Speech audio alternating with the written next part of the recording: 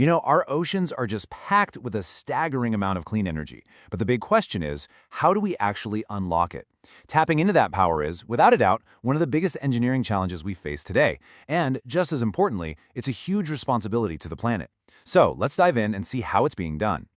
I mean, really, just stop and think about that for a second.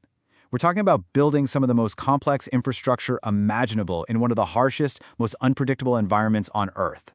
It is a massive, massive undertaking. And believe it or not, that's not even the hardest part.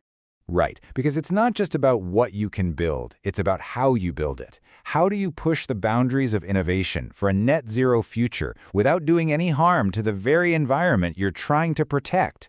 This is the core puzzle we're going to unpack today.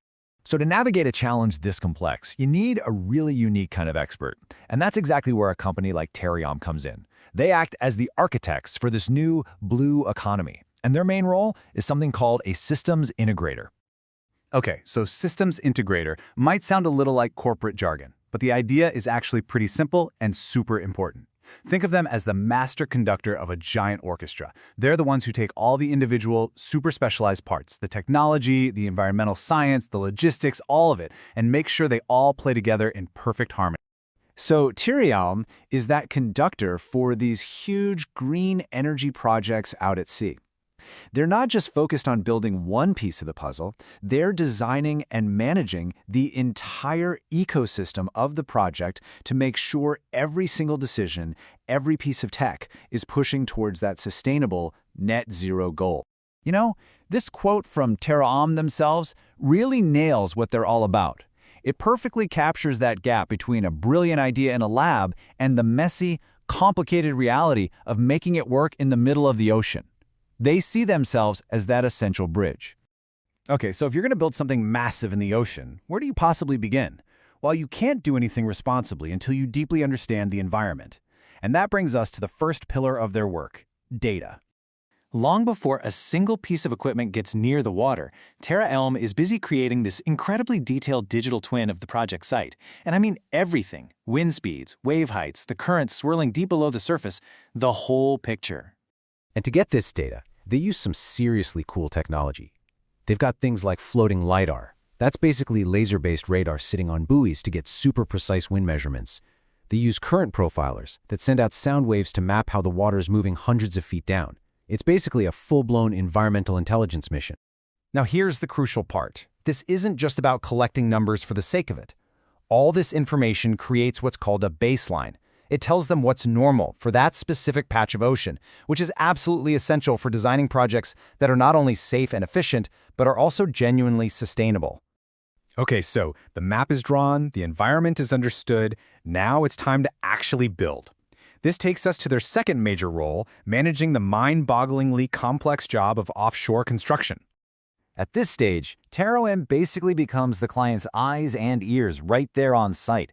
They're the project manager in a hard hat out on the water.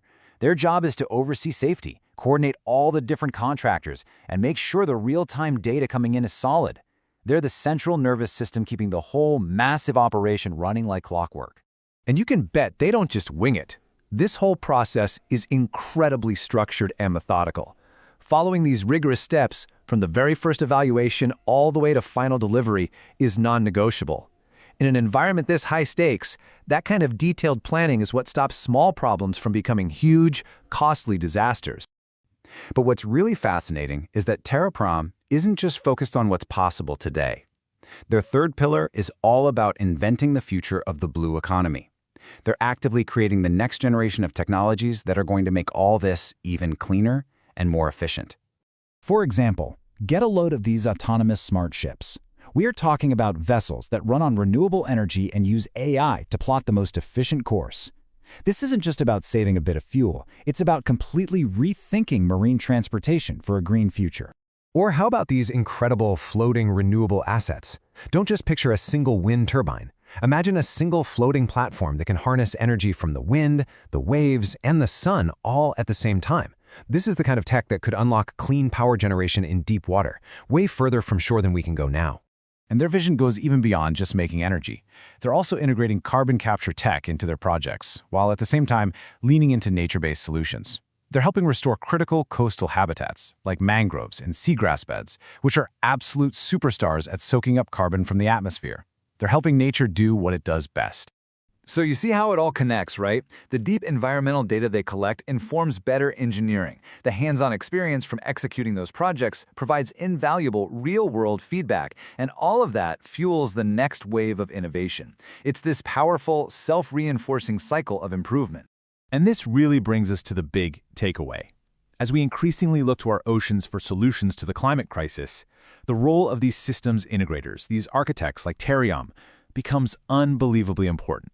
It really leaves us with a critical question to think about. How do we make sure that the same technology we're developing to save our planet also serves as its most responsible guardian?